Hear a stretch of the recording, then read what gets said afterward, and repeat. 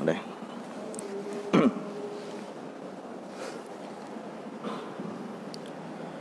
Assalamualaikum warahmatullahi wabarakatuh. Alhamdulillah, wassalatu wassalamu ala rasulillah Muhammad ibn Abdillah wa ala alihi wa sahbihi wa mawalah. Rabbi syrah li sadri wa yassir li amri wahlul 'uqdatam min lisani yafqahu qawli. Ya fattahu ya alim, Allahumma 'allimna ma yanfa'una wanfa'na bima 'allamtana wa zidna ilman nafi'an.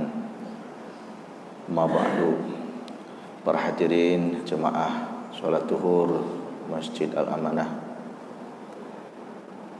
yang saya hormati, yang saya muliakan, alhamdulillah baru saja kita sudah melaksanakan kewajiban kita, melaksanakan sholat zuhur secara berjamaah. Mudah-mudahan segenap aktivitas kita, ibadah kita, sholat yang kita kerjakan semuanya diterima Allah Subhanahu wa taala, dikabul sebagai amal soleh di sisi Allah Subhanahu wa taala. Amin ya Allah rabbal alamin. Alhamdulillah kita bisa melanjutkan kembali membahas tentang fikih kurban ini. InsyaAllah sekarang fikih kurban yang ketiga. Tadi sebagaimana sudah sampaikan, yang akan dibahas tentang distribusi hasil daripada kurban itu, baik dagingnya ataupun yang lainnya. Baik, untuk mempersingkat waktu, kita akan langsung saja ke pembahasannya. Jadi sebagaimana yang sudah kita bahas di minggu yang lalu, bahwasanya kurban itu merupakan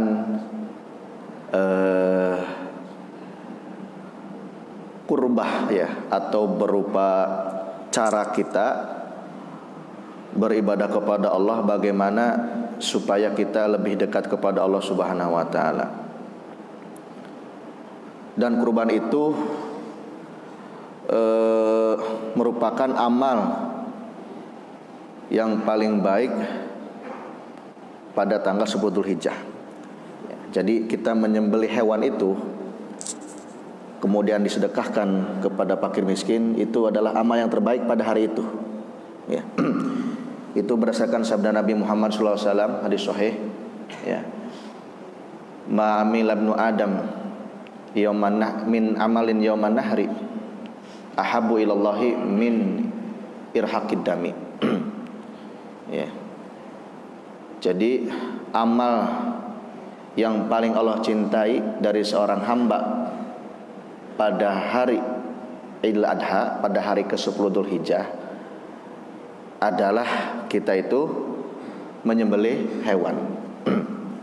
Nah, pertanyaan berikutnya, hewan yang kita kurbankan atau hewan yang kita sembelih itu, yang kita jadikan sebagai persembahan, sebagai bentuk ketaatan atau sebagai bentuk ibadah kita supaya kita lebih dekat dengan Allah Subhanahu wa taala, itu kemudian diapakan?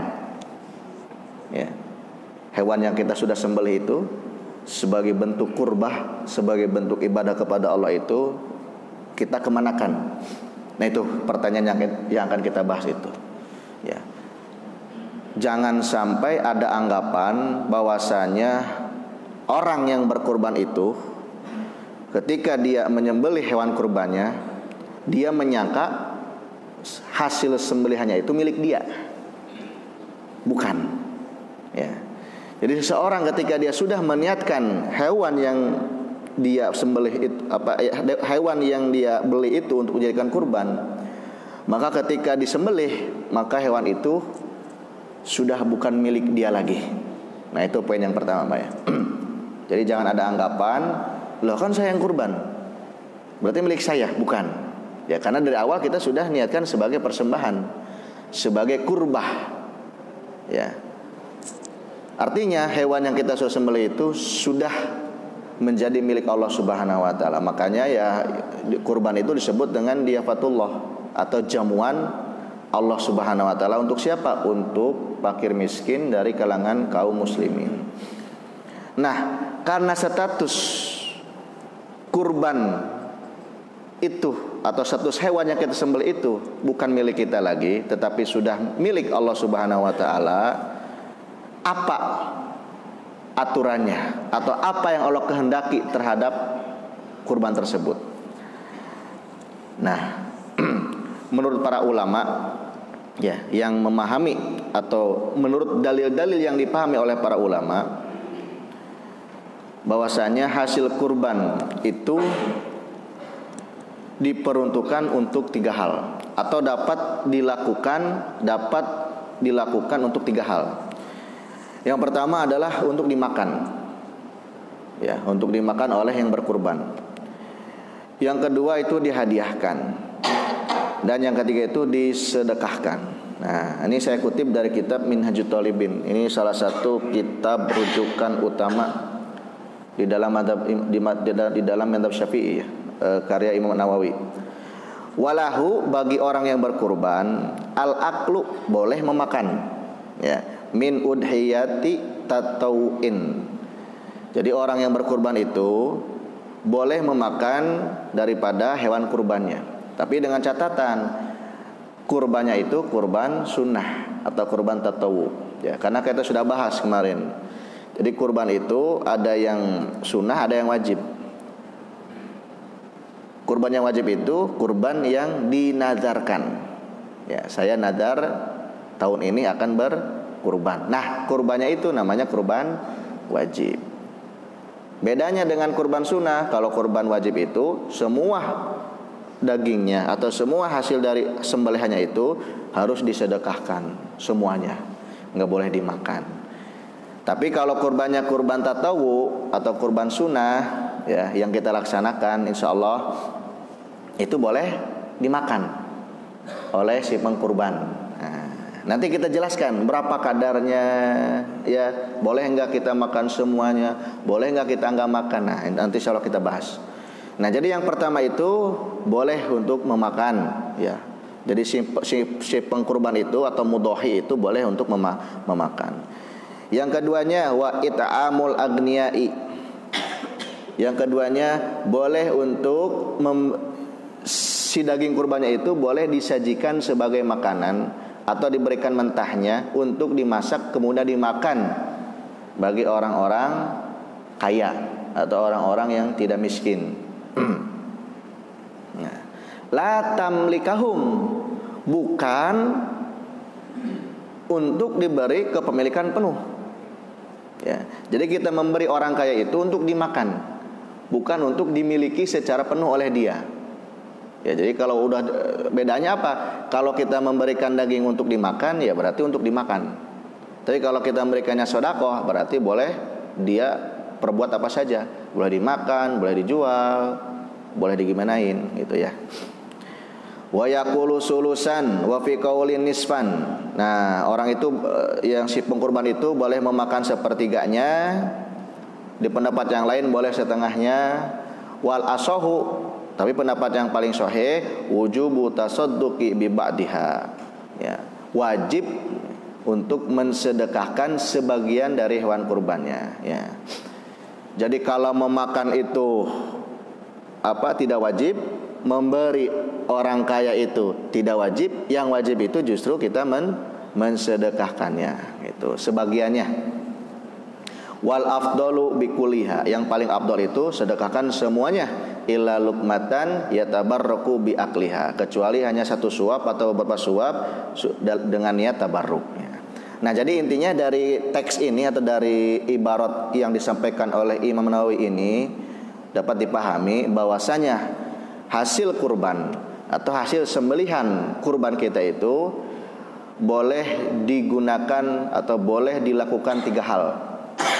Untuk dimakan yang berkurban, kemudian untuk dihadiahkan, dan untuk disedekahkan. Toib, Pak, kita bahas dengan perinci satu persatu, Pak, ya. Nah, yang pertama dimakan.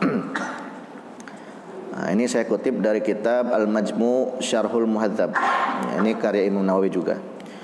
Fayustahabul aklu min huma. wala yajibu. Nah, disunahkan. Nah, ini Pak nih. Ya, jadi kalau Bapak tahun ini berkurban, nah ini nih, ya. Fayustahabu, dianjurkan, disunahkan bagi orang yang berkurban al-aklu, untuk memakan minhuma, ya, dari hewan sembelihannya itu atau dari kurbannya itu, ya. Wala yajib, bukan wajib. Nah, jadi memakan itu hukumnya sunnah, tidak wajib. Bal yajuzu tasadduqu bil jami'i. Bahkan boleh kalau semua daging atau semua hewan atau semua bagian hewan yang kita sembelih itu kita sedekahkan semuanya. Boleh. Hadza huwal madhabu, inilah pendapat madhab. Wa bihi qata jamaahirul ashabi, ya, yang sudah dipastikan, yang sudah ditentukan oleh jumhur atau mayoritas ashab. Ashab ini Pak, yang disebut ashab, ya, kalau kita bicara madhab Syafi'i, yang disebut ashab itu artinya ulama-ulama yang sudah punya kemampuan beristihad, ya, yang mana itu merupakan murid, biasanya murid-murid dari Imam Syafi'i, ya, atau orang-orang atau ulama, ya, yang punya derajat ijtihad, sudah mencapai level mujtahid, yang hidup sebelum abad keempat, ya, yang punya punya pendapat sendiri di dalam madhab, itu namanya ashab, ya. Ya, intinya ulama ahli ijtihad, ya, itu namanya ashab. Nah, jadi ini pendapat sudah dipastikan oleh seluruh ashab. Wa huwa madhabu amatil ulama, dan itu merupakan madhabnya atau pendapatnya amatil ulama, ya, keseluruhan daripada para ulama. Nah, jadi para ulama mengatakan semuanya atau paling tidak mayoritasnya mengatakan orang yang berkurban boleh untuk memakannya, bahkan disunahkan. Tidak wajib, ya. Artinya tidak wajib, boleh untuk tidak makan, tapi semuanya disedekahkan, begitu, ya. Kita lihat Pak dalilnya, ya. Nah, ini dalilnya Pak, ya. Dalilnya ini surat Al-Hajj ayat 36. Qala Allah Ta'ala, bismillahirrahmanirrahim, wal budna ja'alnaha lakum min sya'airillah lakum fiha khairun fadhkuru smallahi 'alaiha sawaf fa idza wajabat junubuha fakulu minha wa at'imul qani'a wal mu'tar kadzalika sakharnaha lakum la'allakum tashkurun. Yang artinya wallahu alam bi muradih, dan telah kami jadikan untuk kamu itu unta-unta sebagiannya dari syiar Allah. Kamu memperoleh kebaikan yang banyak padanya, pada unta itu. Maka sebutlah olehmu nama Allah ketika kamu menyembelihnya dalam keadaan berdiri dan telah terikat. Ini maksudnya lagi menceritakan tentang kurban, ya, kurban dan hadyu. Hadyu itu kalau kita ibadah haji, nah itu biasanya kita nyembelih sebagai hadyu, Pak, ya, Bapak yang sudah pernah haji. Nah, itu, ya. Maka makanlah sebagiannya. Nah, itu, ya. Maka makanlah sebagiannya. Nah, lalu sisanya dan beri makanlah al-qani wal mutar. Nanti kita bahas siapa itu al-qani dan al-mutar. Demikianlah kami telah menundukkan unta-unta itu kepada kamu, mudah-mudahan kamu bersyukur. Nah, jadi ini poinnya, fakulu minha, ya. Silahkan kamu makan sebagiannya. Nah, dari situ. Nah, pertanyaan berikutnya, lah Pak Ustadz, kalau diperintah berarti wajib dong.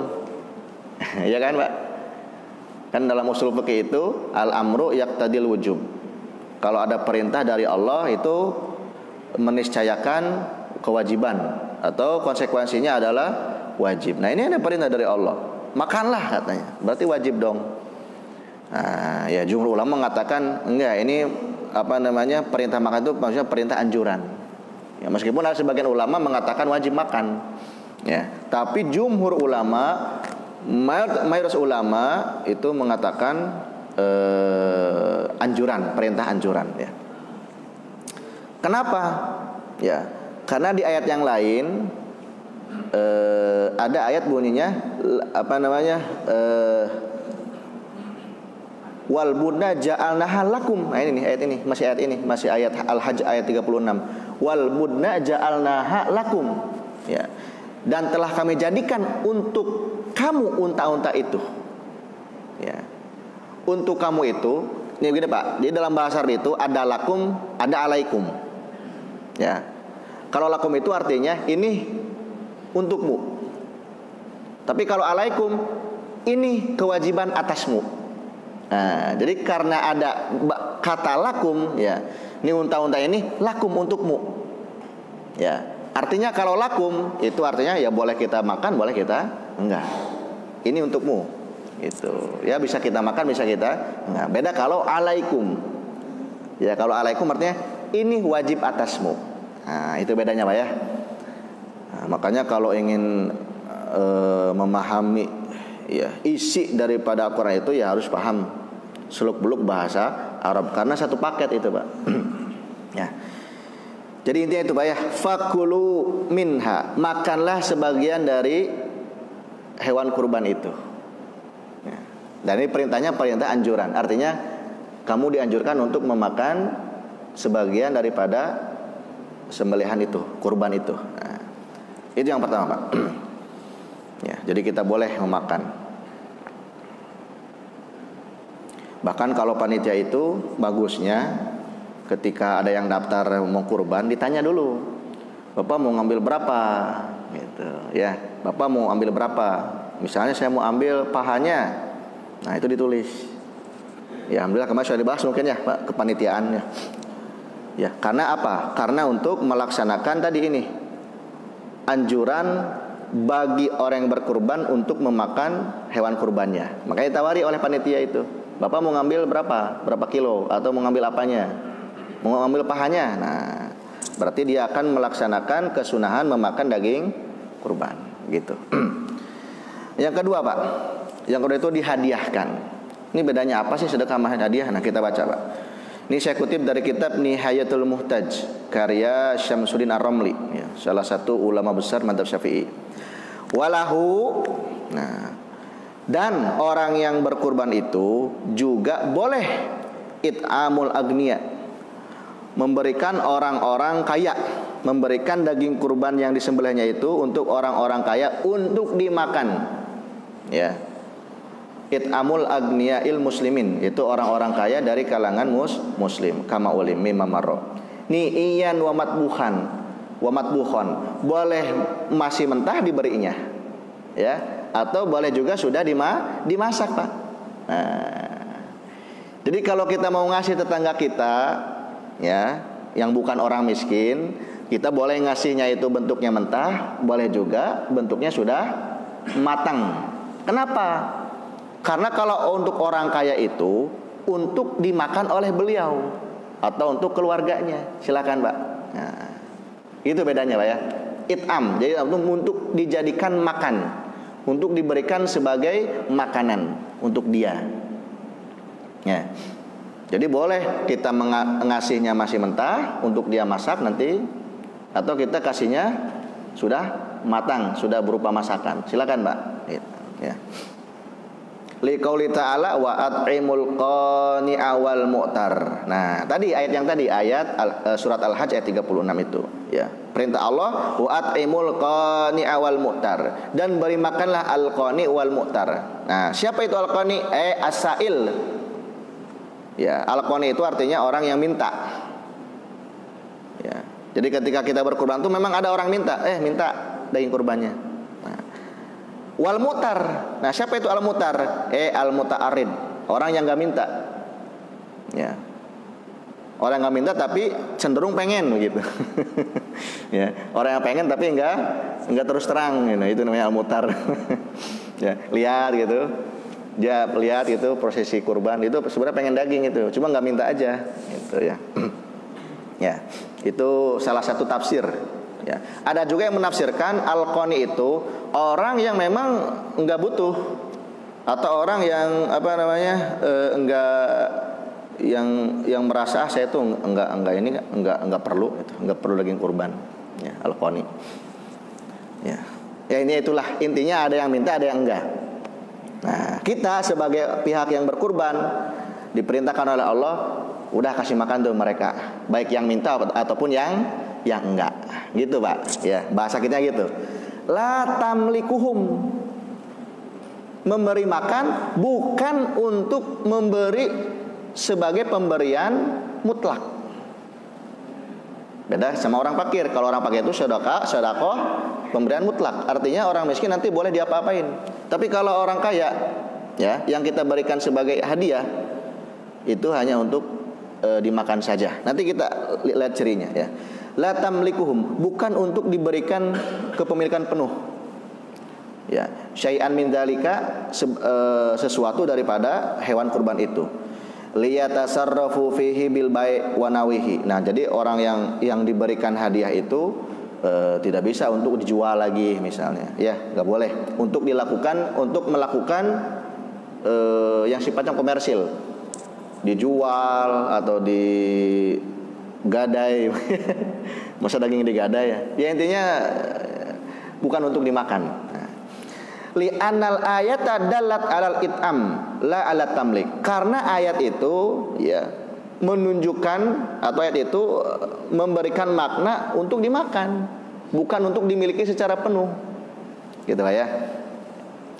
Naam yursilu lahum dzalika ala sabil hadiyati wa yatasarrafuna fihi binahwi aklin wa tasadduqin wa diyafatin ligoniyin aw fakirin. Nah, ini poinnya nih. Ini yang intinya, Pak. Ya. Naam katanya, kita itu memberikan orang kaya ya daging kurban itu sebagai hadiah supaya dimakan oleh dia, ya kan? Supaya dimakan oleh dia atau supaya dia mensedekahkan lagi ke orang lain, atau untuk dia jadikan sebagai hidangan tamu. Gitu loh. Nah, jadi ada 3 di sini yang boleh, ya. Jadi boleh dimakan oleh dia sendiri, boleh disedekahkan ke fakir miskin, dan boleh untuk dia nggak makan tapi dia masakin untuk tamu. Tamunya siapa aja? Boleh tamunya orang miskin, orang kaya, begitu ya. Idghayatul muhda ilaihi an yakuna kal mudahi. Karena tujuan orang yang diberi hadiah itu supaya semisal dengan orang yang berkurban. Nah, gini Pak. Jadi kan maksud utama dari berkurban itu memberikan jamuan kepada fakir miskin dari kalangan umat Islam. Nah, terus yang berkurban dan orang kaya gimana nih? Ya kan? Gitu kan pertanyaannya. Ya. Tujuan utama dari kurban itu memberikan jamuan, memberikan makanan, memberikan daging kurban itu untuk fakir miskin. Nah, orang kayanya gimana? Dan orang yang berkurbannya gimana? Boleh nggak? Makanya ada syariat ini. Silahkan dimakan untuk yang berkurban. Untuk orang kaya silahkan sebagai hadiah.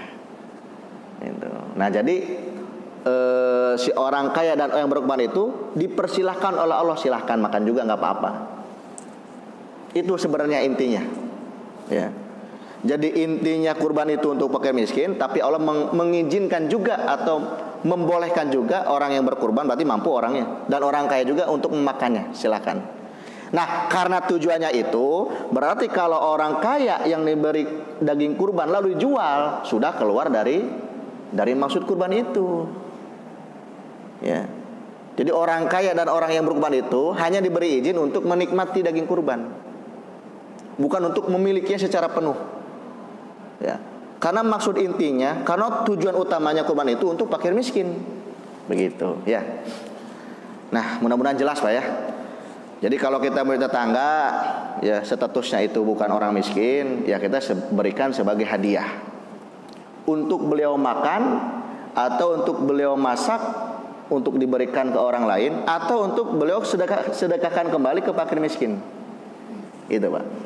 Nah, ini kadang beberapa tempat ya atau beberapa orang ini belum ngerti. Ya. Bahkan ada juga orang kaya, dia numpuk, dia dapat banyak daging kurban lalu dijual. Nah, itu nggak boleh. Ya, misalnya Bapak nih, misalnya Bapak diberi oleh orang yang berkurban, dari ini sekilo, dari sana sekilo, terkumpullah 10 kilo. Aduh, 10 kilo buat apa nih daging? Ya, akhirnya Bapak jual 8 kilo. Itu boleh nggak Pak? Nggak boleh. Ya, karena yang berkurban memberi ke Bapak itu sebagai hadiah. Statusnya it'am, bukan tamlik.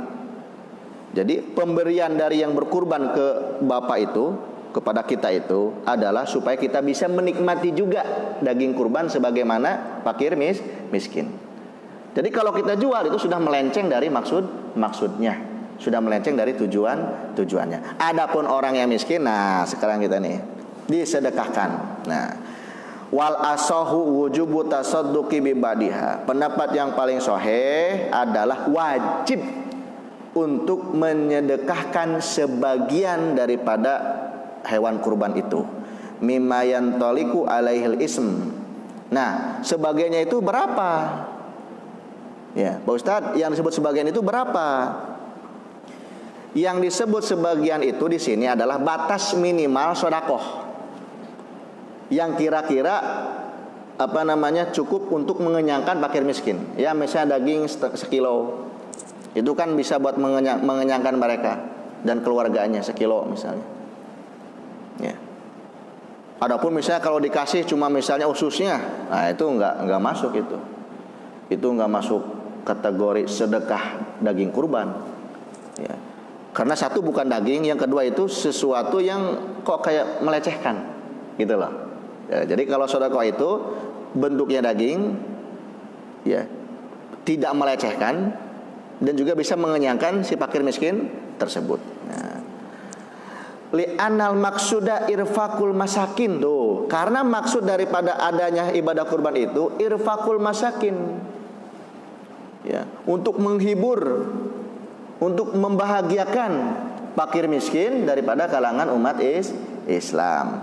Wala yahsulu dzalika bimujarradi iraqatidam. Nah, membahagiakan fakir miskin, menyenangkan orang miskin itu tidak cukup kalau hanya sebatas nyembelih aja. Misalnya orang yang berkurban nyembelih, terus dagingnya dimakan oleh dia semua. Memang yang berkurban itu udah ibadah. Udah menyembelih kurban. Tapi mana irfaqul musliminnya? Mana membahagiakan fakir miskinnya, mana? Enggak ada. Nah, makanya wajib untuk memberikan meskipun itu hanya sedikit.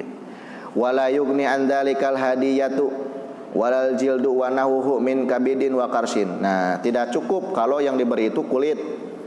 Tidak cukup kalau yang diberi itu adalah babat. Tidak cukup kalau yang diberi itu jeroannya. Jadi harus berupa daging. Nah, itu Pak ya. Itu rinciannya. Jadi kita boleh makan, kita juga boleh memberikan, ya, tetangga kita yang tidak miskin, saudara kita yang tidak miskin, sebagai it'am, sebagai hadiah. Yuk silakan makan. Yuk kita senang-senang hari ini. Ya, kita sudah berkurban, fakir miskin sekarang punya daging. Ya, kita juga yang tidak miskin bisa menikmati daging kurban gitu, ya. Nah, sekarang kadarnya nih, Pak. Nah, dalam hal ini batasan berapa sih yang boleh kita ambil? Berapa sih yang bagusnya kita sedekahkan? Nah, di sini ulama ada membaginya menjadi tiga level, ya, Pak. Ada yang paling afdol, ada yang afdol, ada yang afdol, ya, afdol level 3. Nah, kita baca yang pertama aja, Pak ya. Wal afdolu, yang paling afdol, at-tasadduqu bikuliha. Nah, yang paling afdol Pak nih, kalau kita berkurban nih, yang paling afdol, yang paling utama itu adalah kita menyedekahkan seluruhnya. Kita kurban sapi, kita kurban kambing, semuanya sedekahkan. Li'annahu aqrabu ila taqwa, karena itu lebih dekat daripada sikap takwa. Wa ab'adu an hadzi nafsi, dan itu lebih menjaga kita daripada memperturutkan hawa nafsu. Kalau nafsunya kan pengen, ya kita yang boleh kok, masa kita nggak makan, gitu loh. Kita yang boleh kok, kita dapatnya sedikit. Nah, gitu ya. Jadi supaya melatih diri kita, ya. Illa lukmatan au lukmataini au luqman yatabarraku bi akliha. Kecuali kita ngambil sedikit aja. 1 suap, 2 suap, atau beberapa suap, ya setengah kilo atau 1 kilo. Supaya apa kita makan tadi? Yatabarraku bi akliha, supaya dengan niatan kita ingin barokahnya daging kurban.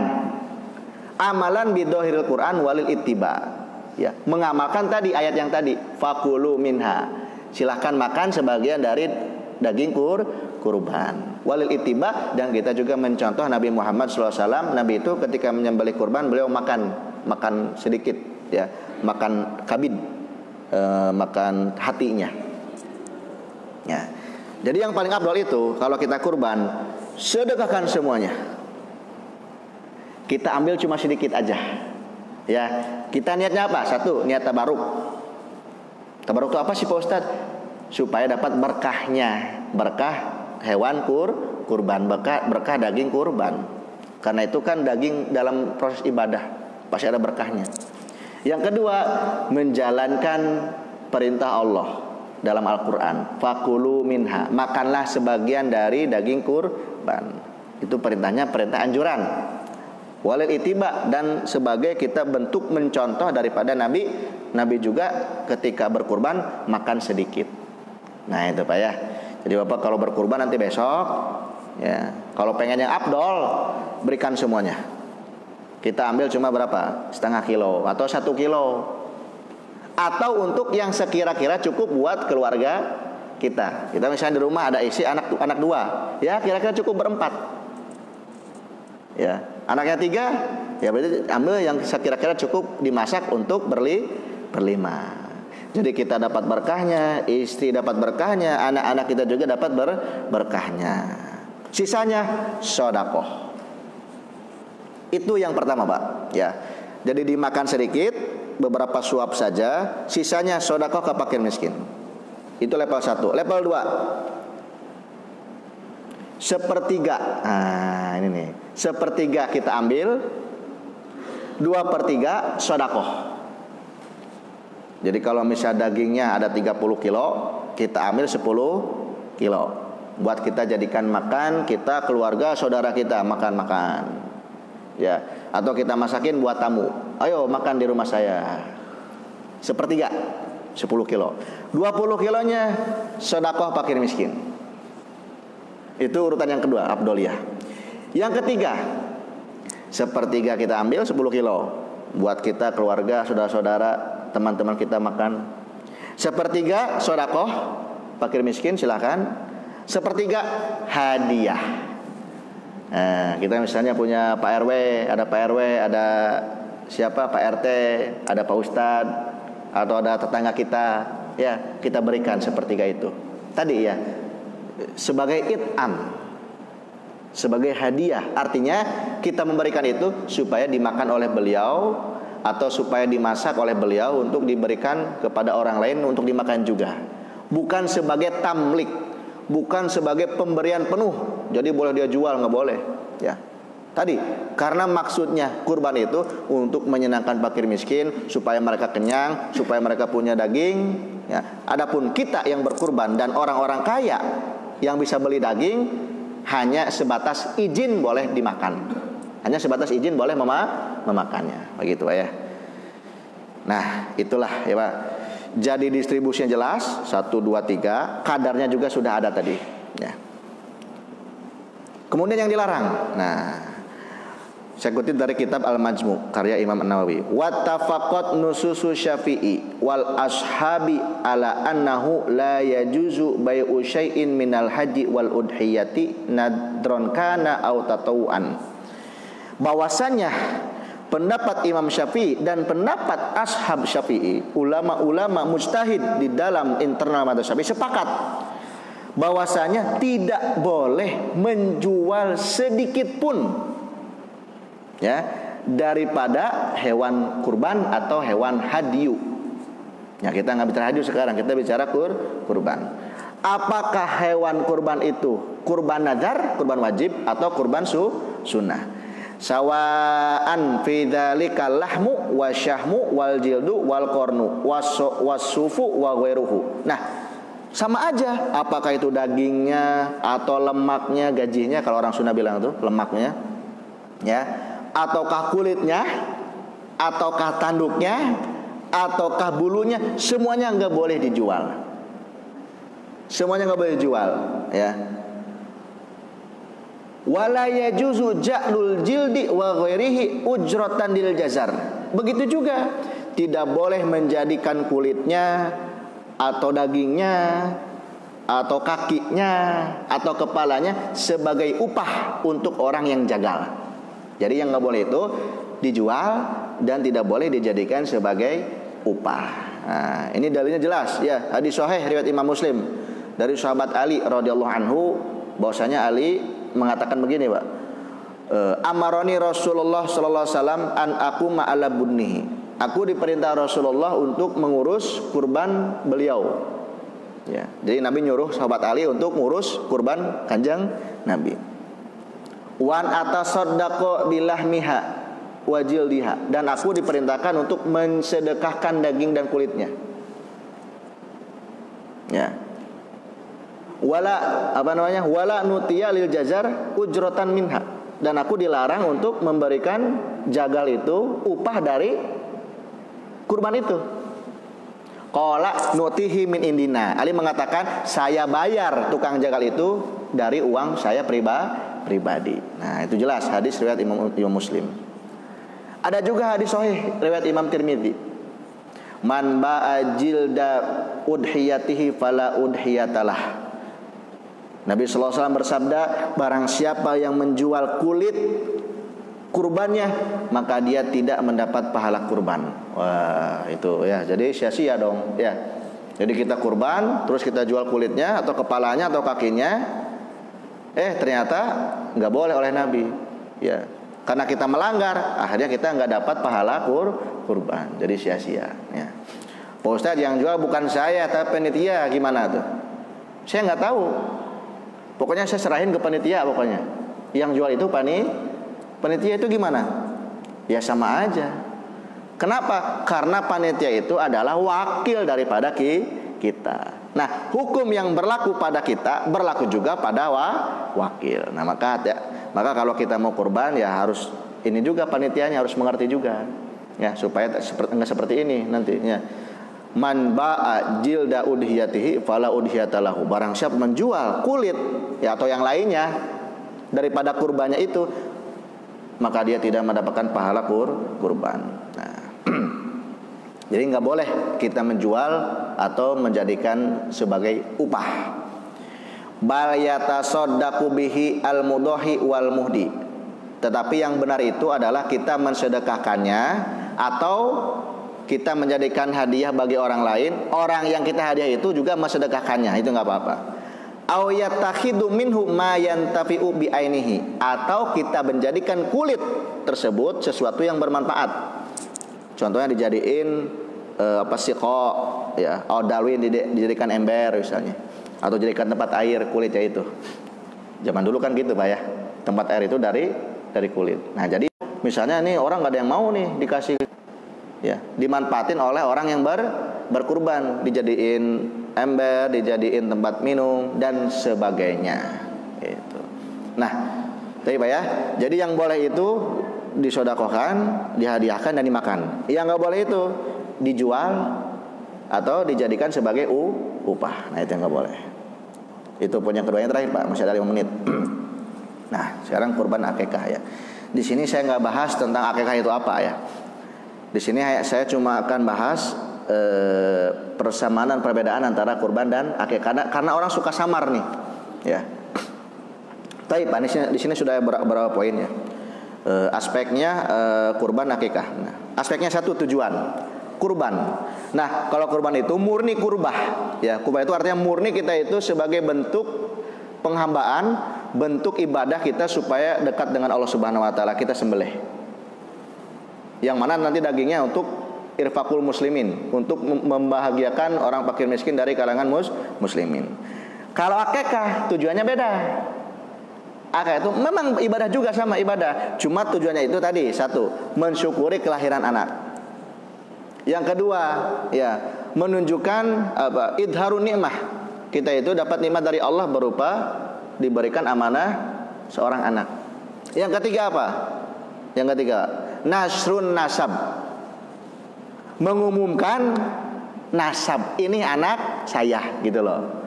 Nah, jadi maksud daripada nyembelih akikah itu adalah sebagai satu tadi, ya, mensyukuri kita sudah dikasih nikmat oleh Allah, diberi amanah seorang anak, dan juga mengumumkan ini anak saya. Artinya dia itu nyambung nasabnya kepada saya itu.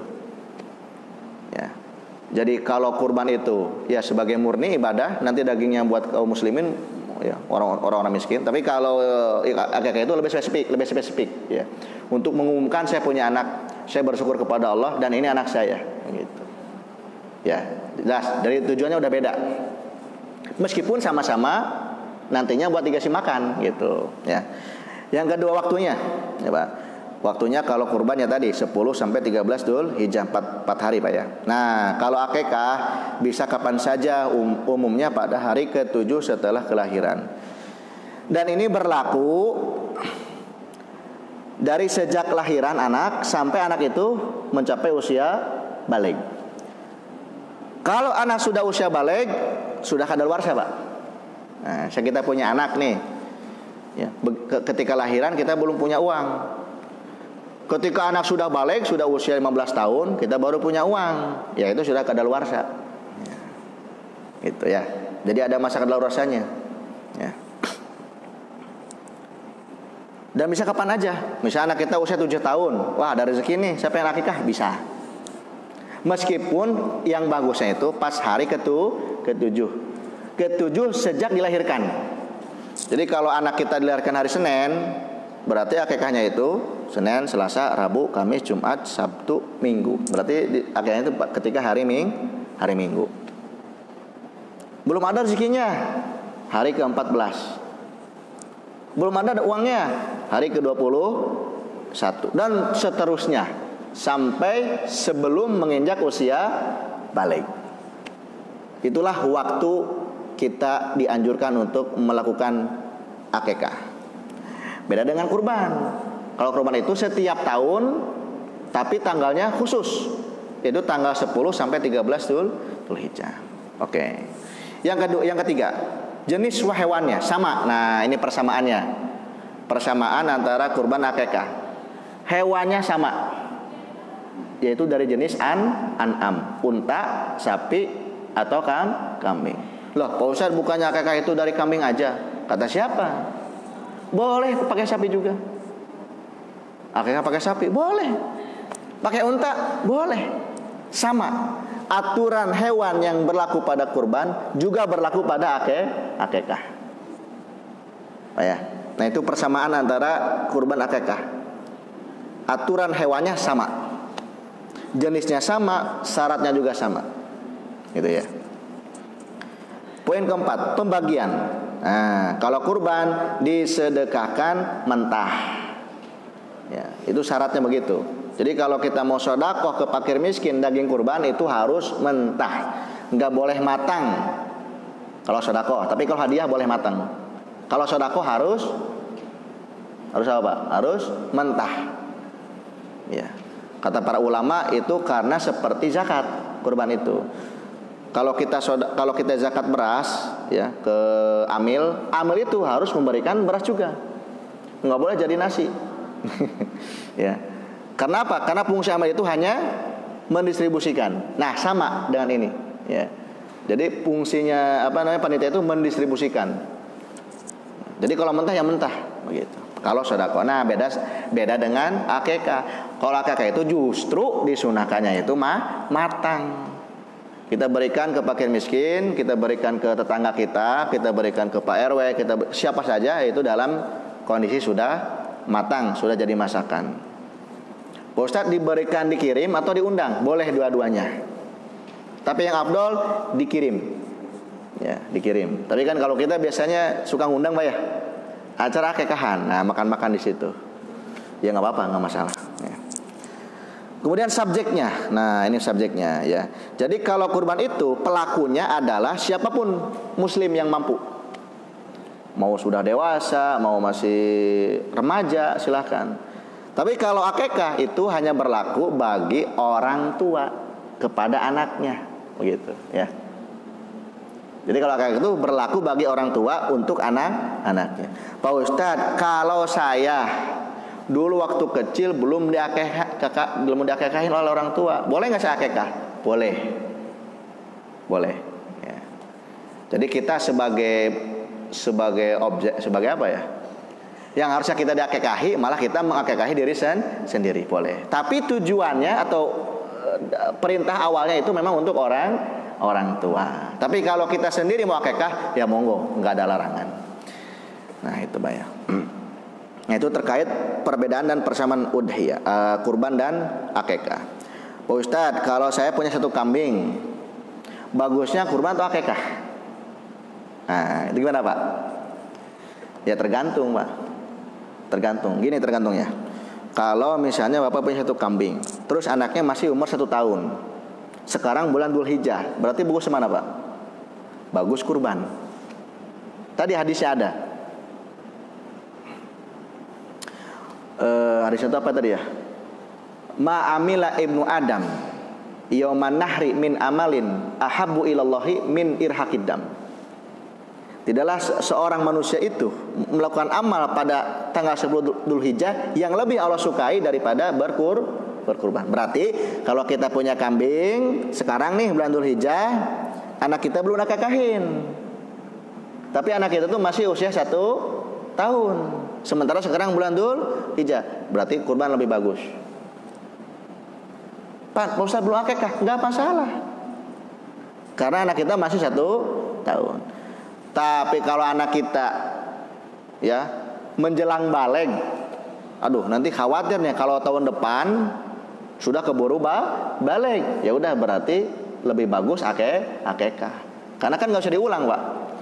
Kalau anak kita udah balik nggak bisa dong muter nggak balik lagi, gitu ya. Nah, jadi kalau anak kita menjelang balik, ini ada satu kambing, bagusan mana nih? Bagusan kurban atau bagusan anak kita yang sebentar lagi mau balik. Ya. Kalau kita ditakutkan nanti nggak punya kambing lagi, nanti punya tahun depan lagi, ya udah mending akekah aja. Kenapa? Karena kurban nanti masih ada tahun depan. Gitu Pak ya. Jadi nggak masalah kalau kita belum akekah, kurban nggak masalah. Karena syarat kurban itu nggak harus sudah akekah, gitu ya. Kalau ditanya afdol mana? Afdol kurban. Kalau statusnya tadi kondisinya di bulan Dzulhijjah kita punya satu kambing, ya itu yang paling bagus kurban. Dan anak kita itu masih usianya masih belum balik, masih jauh dari baliknya. Ya, artinya apa? Artinya anak kita nanti kapan-kapan bisa, selama belum mencapai usia balik. Tapi kalau anak kita sebentar lagi mau balik, sementara nanti kita punya kambingnya lama lagi, ya udah anak dulu pentingin. Kalau kurban nanti tahun depan ada lagi. Nah, jadi ini masalah waktu aja. Ya. Tapi kalau diadu akikah dan kurban ya lebih afdal kurban pada hari Idul Adha itu, pada 10 Dzulhijjah itu. Taib. Satu lagi nih mungkin pertanyaannya, Pak kalau digabung gimana niatnya? Saya punya satu kambing, niatnya kurban akikah sekaligus, boleh nggak? Boleh nggak kira-kira Pak? Saya cuma satu kambing nih, tapi saya pengen kurban sekaligus kurban akikah, boleh nggak? Nah ada 2 pendapat. Pendapat yang pertama Ibnu Hajar nggak bisa, ya. Karena apa? Karena ibadah kurban dan akikah itu punya tujuan yang berbeda. Tadi sudah saya jelaskan. Karena tujuan yang berbeda berarti nggak bisa disamain. Pendapat yang kedua, pendapat Imam Romli mengatakan boleh dan sah kedua-duanya. Kenapa? Karena sama-sama sembelih dan sama-sama nanti dagingnya buat dimakan, sama aja. Jadi boleh. Nah silakan Bapak memilih yang mana ya. Tapi kalau rata-rata orang Asia Tenggara, orang Indonesia, ya Filipina, Thailand itu ngambilnya pendapat Ibnu Hajar. Kalau orang Mesir rata-rata mengambil pendapatnya Imam Ar-Romli, ya gitu ya. Jadi kalau Bapak misalnya ragu-ragu, ya sudah mending satu aja, kurban atau akikah. Wallahu a'lam bishawab. Pak silakan mungkin yang perlu diperjelas atau ingin ditanyakan, yang kurang paham saya persilahkan Pak. Monggo Pak. Ada pertanyaan Pak, silakan.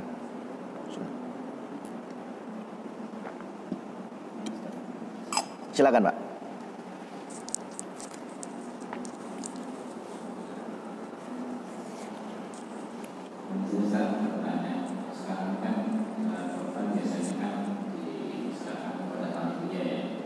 Ya.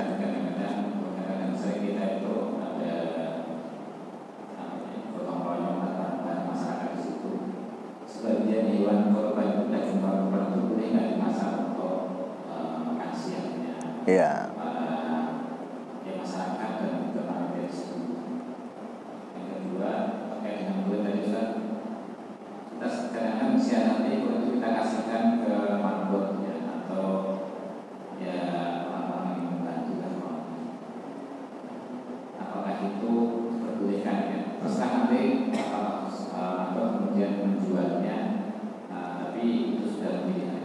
Ya. Nah, siapa? Bagus. Ada 2 pertanyaan berarti Pak ya. Satu, ketika kita melaksanakan prosesi kurban itu dengan panitia itu kan rame-rame tuh. Boleh nggak itu dimasak? Itu kan pertanyaan Pak. Jadi kalau kita mengambil atau melihat tadi penjelasan yang pertama, boleh dimakan. Ya, boleh dimakan. Artinya kita sebagai pihak yang berkurban dan panitia sebagai wakil kita itu diperbolehkan untuk memakan. Nah, memakan itu kan ya dimasak, no? Ya kan? Boleh dimasak. Ya, jadi kita niatnya sebagai tabarukan untuk memakan kurban kita. Boleh dimakan, ya. Boleh. Terus yang kedua tadi, kulit itu Pak ya. Kulit kita serahkan ke marbot. Nanti marbot silahkan terserah. Ya, karena sudah hak dia begitu. Tergantung. Kalau marbotnya itu kategorinya fakir miskin, nah berarti kan jatuhnya sodakoh. Kalau sodakoh jatuhnya tamlik. Artinya dia punya kepemilikan penuh. Tapi kalau marbotnya itu bukan fakir miskin, tapi orang kaya, nggak bisa sebagai sodakoh. Bisanya sebagai it'am. Bisanya sebagai ini untuk dikonsumsi atau untuk disodakohkan kembali ke fakir miskin. Ya, jadi kalau marbotnya ternyata bukan fakir miskin, berarti si marbot itu punya 2 pilihan. Dia olah jadi masakan atau dia sodakohkan lagi ke fakir miskin. Tapi kalau marbotnya fakir miskin, berarti sudah tamlik. Nih, silakan kulit untukmu sodakoh. Dia sudah punya kepemilikan penuh, boleh dia jual, boleh dia bikin apa, boleh dia masak. Nah, boleh. Gitu Pak ya. Nah, jadi tergantung marbotnya ini.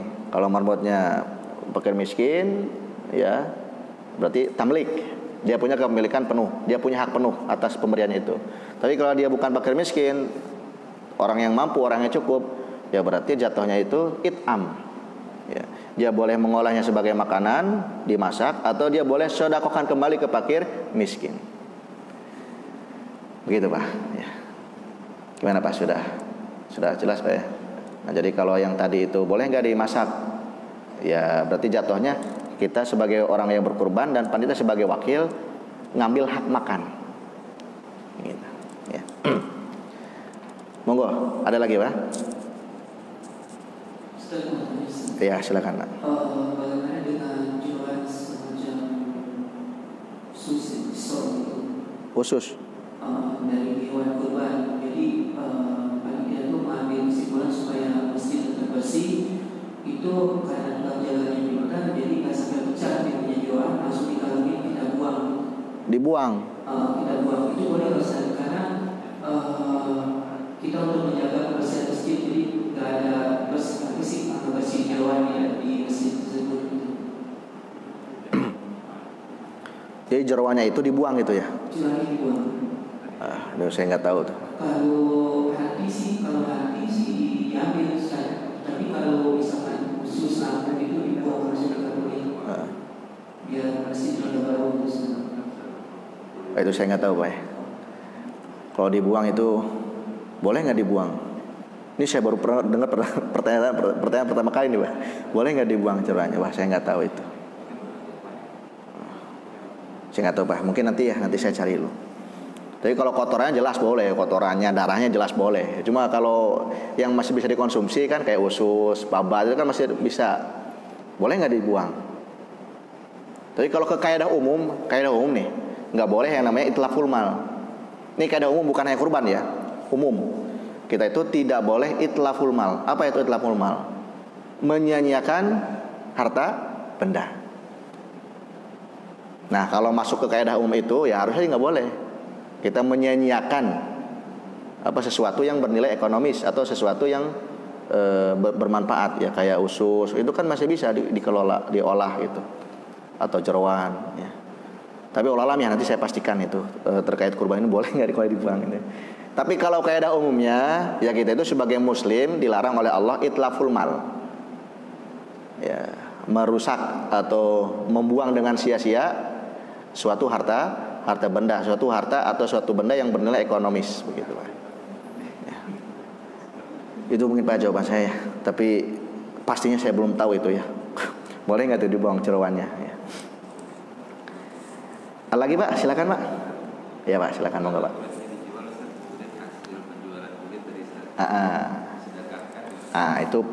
Itu boleh kata Abu Hanifah. 3 madhab nggak boleh. Nah, jadi Bapak kalau ngambil boleh, berarti Bapak tuh Hanafi sekarang. Ya, bukan Syafi'i lagi, berarti Hanafi. Nah, jadi kulitnya, kepalanya, tanduknya, kakinya kita jual berupa uang, nanti kita sedekahkan, gitu kan? Nah, itu yang bilang boleh itu adalah madhabnya madhab Abu Hanifah, boleh. Tapi jumhur ulama madhab Syafi'i, madhab Maliki, madhab Hambali mengatakan gak boleh. Ya, tetap harus sedekah, tetap harus sebagai hadiah, tidak boleh dijual. Gitu. Ya tapi ya tadi kalau ya kita kan 4 madhab ya. Udahlah boleh aja gitu. Ya. Tapi mungkin Pak, karena saya dulu pernah belajar waktu sekolah ya. Itu MUI itu kaidahnya gini Pak, kaidahnya al-asah wal aslah. Jadi ketika memilih pendapat itu MUI itu kaidahnya al-asah wal aslah. Yang paling kuat dan yang paling manfaat, yang paling maslahat. Kalau ada pendapat itu paling maslahat tapi doib, ya bukan yang kuat, ambil itu yang maslahat. Kalau ada yang paling soheh tapi enggak maslahat, enggak diambil gitu ya. Itu kaidah MUI ya. Ya mungkin karena untuk bagaimana caranya memasukkan fatwa ke alam realitas. Nah itu yang susah kan ya. Teorinya ABCD, tapi realitasnya kadang enggak masuk gitu. Ya. Nah mungkin ini ya, saya nggak berani fatwa ya. Mungkin kalau realitasnya masyarakat itu kesusahan, ini kalau kulit nggak dijual susah misalnya, ya mungkin itu alternatif juga. Ya, pendapat daripada Abu Hanifah, jual aja, ya dapat uang sudah kohin aja. Ya, itu Pak ya, itu pendapat daripada Abu Hanifah mazhab Hanafi. Tapi kalau jumhur ulama mengatakan la yajuz al-bai', tidak boleh untuk menjual, gitu Pak ya. Wallahu a'lam bishawab. Ada lagi Pak? Atau sudah cukup Pak ya? Alhamdulillah, mudah-mudahan ada manfaatnya. Yang baiknya dari Allah Subhanahu wa taala, yang jeleknya, yang kurangnya, yang salahnya dari saya pribadi mohon dimaafkan. Mari sama-sama kita tutup kajian kita dengan doa kafaratul majelis. Subhanakallahumma wa bihamdika asyhadu an la ilaha illa anta astaghfiruka wa atubu ilaik. Akhirul kalam. Assalamualaikum warahmatullahi wabarakatuh.